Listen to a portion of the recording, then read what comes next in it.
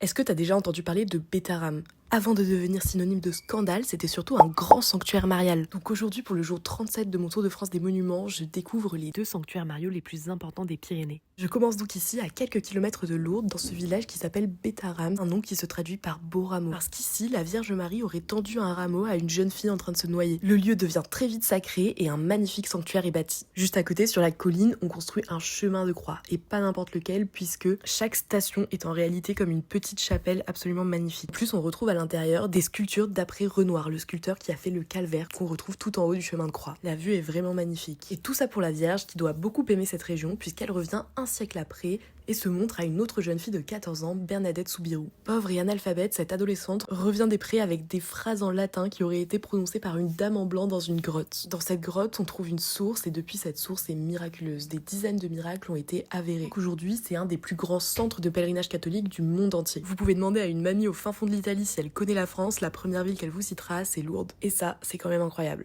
Et moi, je vais continuer à découvrir les secrets béarnais, alors à demain.